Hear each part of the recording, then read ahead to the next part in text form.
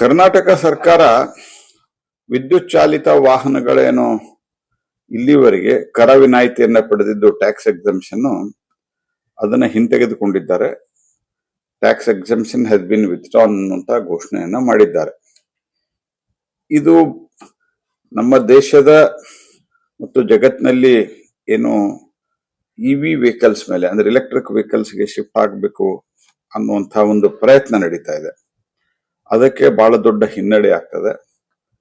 ಮೊದಲನೇದಾಗಿ ಇದರಿಂದ ನಮ್ಮ ದೇಶಕ್ಕಾಗುವಂತಹ ಲಾಸು ನಾವು 2030ರವರೆಗೆ 50% ನಾವು ಎಮಿಷನ್ ಕಮ್ಮಿ ಮಾಡುವಂತಹ ಗುರಿಯನ್ನು ಇಟ್ಕೊಂಡು ಹೊರಟಿರೋದು ಇತ್ಯಾದಿ ಇತ್ಯಾದಿ ಒಟ್ಟಾರೆ ಪೊಲ್ಯೂಷನ್ ಬಗ್ಗೆ ಒಂದಿದ್ರೆ, ಇನ್ನೊಂದು ಪ್ರಮುಖವಾದಂತಹ ಸಂಗತಿ ಸರ್ಕಾರ ಅರ್ಥ ಮಾಡ್ಕೋಬೇಕಾಗಿದ್ದಂಥದ್ದು, ಇದರಿಂದ ಪುನಃ ಜನ ಡೀಸೆಲ್ ವೆಹಿಕಲ್ ಮತ್ತು ಪೆಟ್ರೋಲ್ ವೆಹಿಕಲ್ಗೆ ವಾಪಸ್ ಹೋಗೋದಕ್ಕೆ ಒಂದು ಪ್ರೋತ್ಸಾಹವನ್ನ ಕೊಟ್ಟಂಗೆ ಆಗ್ತದೆ.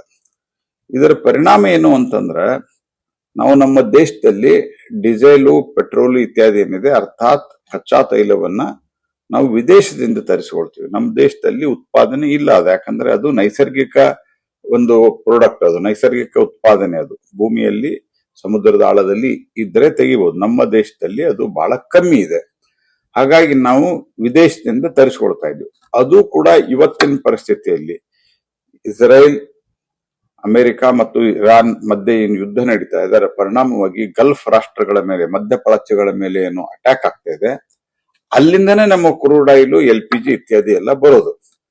ಅಲ್ಲಿ ಇವತ್ತು ಈ ಪರಿಸ್ಥಿತಿ ಇದ್ದಾಗ, ಈಗಾಗಲೇ ಕಚ್ಚಾ ತೈಲದ ಬೆಲೆ ಆಕಾಶಕ್ಕೇರಿದಾಗ ಎಲೆಕ್ಟ್ರಿಕ್ ವೆಹಿಕಲ್ಗಳ ಮೇಲೆ ಟ್ಯಾಕ್ಸ್ ಎಕ್ಸಂಪ್ಷನ್ ಅನ್ನು ವಿತ್ಡ್ರಾ ಮಾಡೋದು ಸರ್ಕಾರದ ಎಷ್ಟೊಂದು ದಿವಾಳಿಯಾಗಿದೆ. ಸಣ್ಣ 250 ಕೋಟಿ ರೂಪಾಯಿ ನಾವು ಇನ್ಕಮ್ ಜನರೇಟ್ ಮಾಡ್ತೀವಿ, ಇದರಿಂದ ರೆವಿನ್ಯೂ ಜನರೇಟ್ ಮಾಡ್ತೀವಿ ಅಂತ ಹೇಳಿ ಸರ್ಕಾರ ಹೇಳಿದೆ. 3.5 ಲಕ್ಷ ಕೋಟಿ ರೂಪಾಯಿಯ ಬಜೆಟ್ ಹೊಂದಿರುವಂತಹ ಕರ್ನಾಟಕ ಸರ್ಕಾರಕ್ಕೆ 250 ಕೋಟಿ ರೂಪಾಯಿ ಸಂಬಂಧ ಒಂದು ಮುಂಧೋರಣೆಯಿಂದ ಈ ಒಂದೇನು ಟ್ಯಾಕ್ಸ್ ಎಕ್ಸಂಪ್ಷನ್ ಅನ್ನ ಕೊಟ್ಟಿದ್ದು, ಕರ ವಿನಾಯಿತಿಯನ್ನ ಇದು ವಿತ್ಡ್ರಾ ಮಾಡಿರುವಂತದ್ದು. ಎರಡನೇದು, ಡೀಸೆಲ್ ಮತ್ತು ಪೆಟ್ರೋಲ್ ವೆಹಿಕಲ್ಗೆ ಪ್ರೋತ್ಸಾಹ ಕೊಡೋದರ ಮೂಲಕ ನಮ್ಮ ಇಂಪೋರ್ಟ್ ಬಿಲ್ ಅನ್ನ ಜಾಸ್ತಿ ಮಾಡ್ತಾ ಇರೋದು ಇದರಿಂದ ಎದ್ದು ಕಾಣ್ತದೆ. ಮುಖ್ಯವಾಗಿ ಕರ್ನಾಟಕ ಸರ್ಕಾರ ನನಗೆ ಅನ್ನಿಸ್ತದೆ, ಈಗೇನು ಅವ್ರಿಗೆ ಡೀಸೆಲು ಪೆಟ್ರೋಲು ಇತ್ಯಾದಿ ಪೆಟ್ರೋಲಿಯಂ ಪ್ರಾಡಕ್ಟ್ ಮೇಲೆ ಅವ್ರಿಗೆ ವ್ಯಾಲ್ಯೂ ಆಡೆಡ್ ಟ್ಯಾಕ್ಸ್ ಅಂದ್ರೆ ಕರ್ನಾಟಕದ ಕಮರ್ಷಿಯಲ್ ಟ್ಯಾಕ್ಸ್ ಅನ್ನ ಹಾಕ್ಲಿಕ್ಕೆ ಅವಕಾಶ ಇದೆ. ಸೊ ಅದರಿಂದ ಕೂಡ ಅವ್ರಿಗೆ ಇದು ಡೀಸೆಲ್ ಮಾರಾಟ ಜಾಸ್ತಿ ಆದ್ರೆ ನನಗೆ ದುಡ್ಡು ಜಾಸ್ತಿ ಬರ್ತದೆ ರಾಜ್ಯ ಸರ್ಕಾರಕ್ಕೆ ಅನ್ನುವಂತ ಒಂದು ಕುಚ್ಚಿತ ಉದ್ದೇಶದಿಂದನೂ ಇದನ್ನು ಮಾಡಿರುವಂತ ಸಾಧ್ಯತೆ ಇದೆ. ಯಾಕಂದ್ರೆ ಕರ್ನಾಟಕ ಸರ್ಕಾರ ದಿವಾಳಿ ಎದ್ದಿದೆ.